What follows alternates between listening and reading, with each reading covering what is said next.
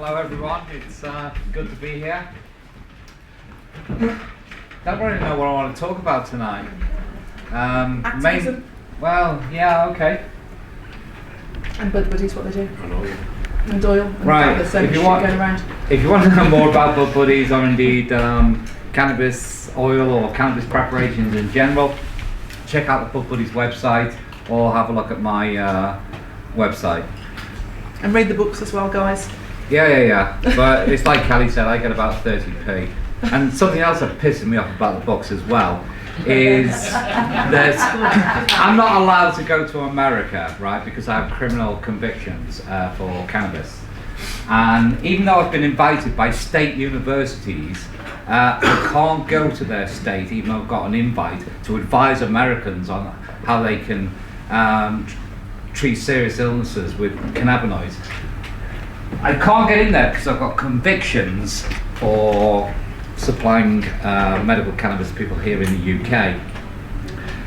And it's really annoying that my American publisher has to pay taxes. So I'm being taxed by the American government.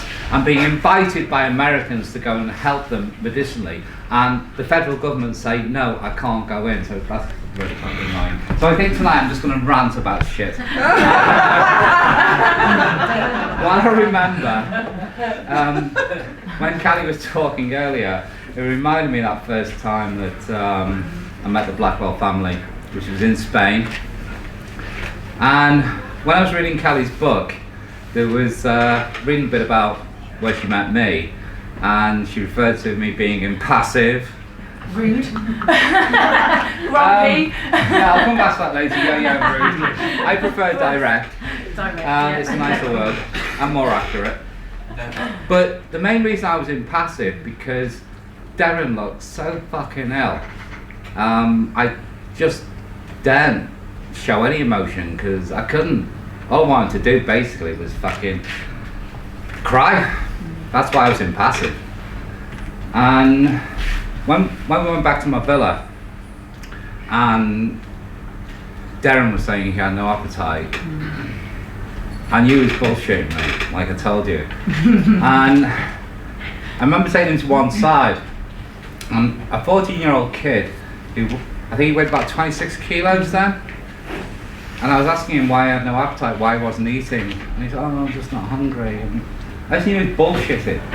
So I said to him, no, come on, tell me the fucking truth. So he said, well, if I don't eat, Jeff, I'm going to die. And then they won't be able to hurt me anymore.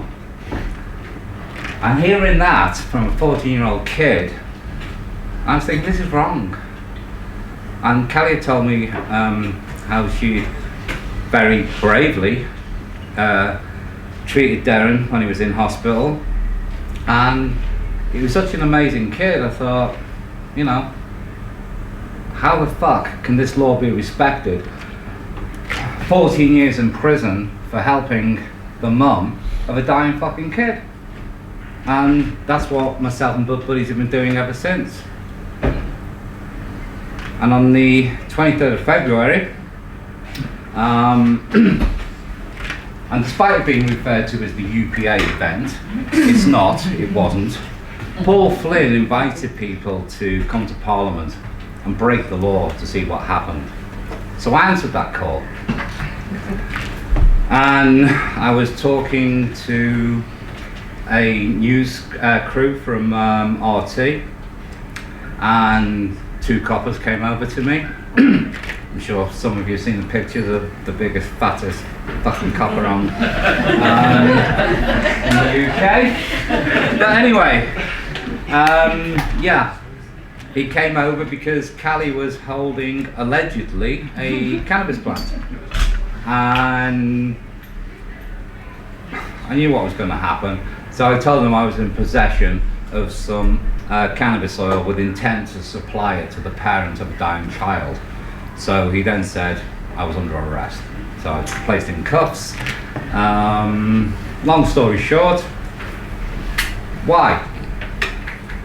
Police are complaining throughout the country that their budget's been cut by 20% due to austerity. People who have their houses robbed burglaries aren't being reported.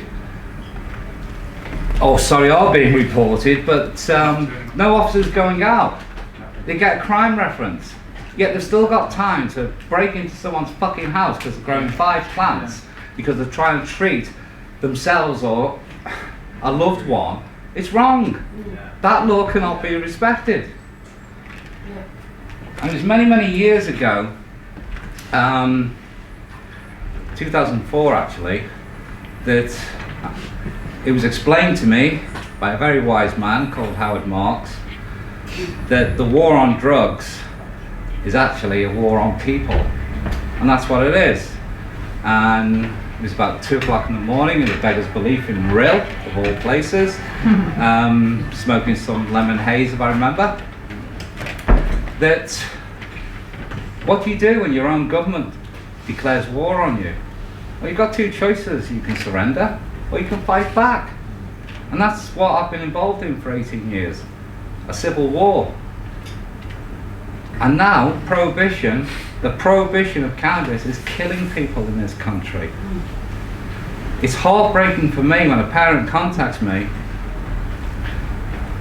about their child and how they want access to cannabis, and due to various circumstances, they won't take the risk of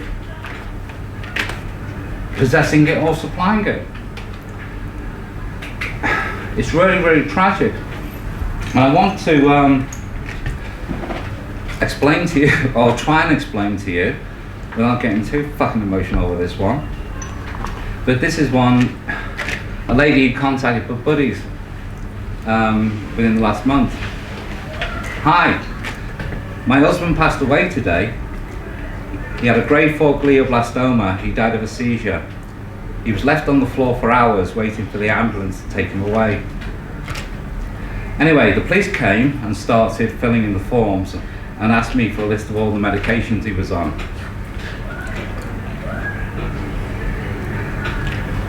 Excuse me. I'd given him CBD and cannabis oil. As soon as I told them that I'd given him cannabis oil, CID got involved. And I could no longer sit with my husband alone. The police officer had to be there. While my husband was lying on the floor and the police officer was talking to me, I was treated like a criminal. And then they took my laptop away. On the most heartbreaking day of my life, I was treated like a criminal, and I've now said that he will have to have a post-mortem. By the way, the tumour has shrunk since giving him the cannabis oil. I'm in my late 50s, and he was in his late 50s. We were not doing anything wrong. I truly believe it was making him feel better. I was treated like a criminal, worst day of my life, and it's not yet over. They will be coming back to question me. I've lost my best friend. Can you please help me? So I got involved, I got in contact, and without giving too many details away, CID cautioned her, took a statement from her. They also took some cannabis oil that she was in possession of to send off to a lab to have tested. And her husband had to have a post-mortem. Luckily, if there is any luck in this, the coroner, who's in charge of this, declared that the cannabis oil would have had no negative effect and no influence on his death. But this poor woman had just lost her husband, had to go through the trauma of a post-mortem, and then run the risk of prosecution. And it's still not over, because even though the coroner has said it had no impact on or negative impact or involvement in his death, then she's still got the trauma of all the police going to charge her. I'd like to think not, but I was arrested a month ago for being in possession of a cannabis oil to supply to the parent of a seriously ill child. And over the last week, I've been in Brighton with Jan, and we've seen quite a few interesting people. People which I've never met, but the reason I've contacted us is mainly because of their children. We saw a couple of young parents who had a 15-month-old child on Monday. This kid has had seizures all her life. The medication she's been on hasn't helped whatsoever, and she can suffer 200 seizures a day. And while she was with us, she was twitching and ticking in front of us and having seizures. So I gave her father some cannabis oil, tincture,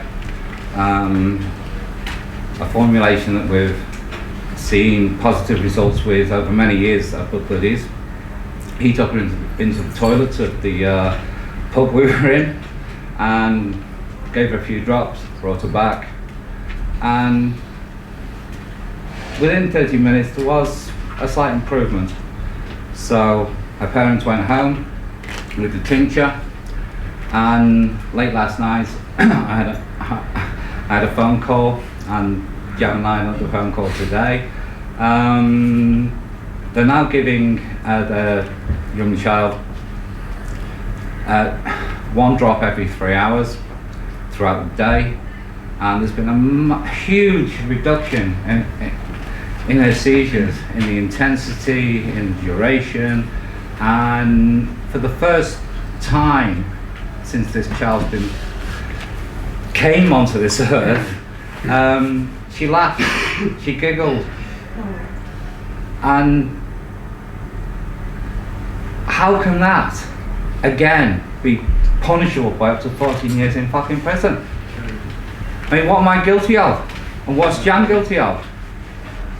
Helping a desperate parent of a seriously ill kid, and the result is her parents heard her laugh for the first time when 6 months ago the doctors were saying that yeah, they could lose her at any time. And epilepsy is a horrible, horrible illness, disease. Every time kids have a seizure, there's brain damage caused. And that's the other thing with cannabinoids. Not only can they reduce the symptoms, the amount of seizures, the durations of, there's also evidence to indicate that THC can actually generate new neural pathways around damaged areas of the brain. And what's stopping research and access to this fantastic plant with medicinal properties is prohibition. And that's why it needs to be fought.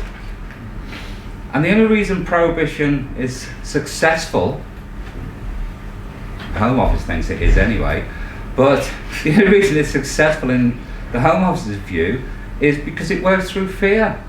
I have so many people who contact me and say, Jeff, I'd love to do what you do. I wish I could, but I've got kids, I've got this, I can't do it for it. I understand all that, I do. But that's how prohibition works, through fear. And if you feel that you can't get involved because of your kids, then you think about the poor parents out there whose kids are fucking dying. They can't speak out anyway because they'll lose their kids to social services, as Callie said. So if your kids are healthy, then for fuck's sake tonight, give them a massive hug and thank your lucky stars. But these parents who've got kids who are seriously ill and in danger of dying, they haven't got a voice. We can be their voice. So please think about it and join us at Parliament on July the 6th, is it, Dorita? Yeah. Dorita, sorry? Dorita. Dorita. Dorita. Just remember, I eat doors. So it's, yeah, July the 6th, isn't it? Yeah, July the 6th, yeah. Yeah, so we're going to Parliament. I mean, who knows when we're going to get arrested again? Pretty sure I will be. But interestingly enough, You next. at Parliament, The morning of Parliament, I was on Sky News with Gav from THTC, who makes great t-shirts, by the way. And I announced publicly that I was going to go to Parliament in possession of THCA with intent to supply. And when the police officer asked me what I had, I told him quite freely that I was in possession of THCA with intent to supply. The Home Office have told me that THCA is not actually illegal here in the UK. So my arrest was unlawful, as I see it. So when the Metropolitan Police drop the charges, I will then I will instruct my solicitor to sue them for unlawful arrest. And again, shows how stupid prohibition is. And if you haven't seen it, there's an episode of the Kyle Files. Yeah, have a look at that. I'm in it with the mother of a seriously ill kid who's a police officer. So Bud Buddies are supplying cannabis oil to a police officer who's using it to treat her terminally ill son. And that's how fucked prohibition is. So please come and join us at Parliament, July the 6th. And I was also going to say is, I understand there's a Q&A session, but I know there's a few people here. I've chatted to some people who were here earlier as well, who want to speak to me privately. So trust me, I know it's late, but I'm going to hang around here until. So if you want to speak to me privately about anything, then just grab me later. Right, thank you for listening.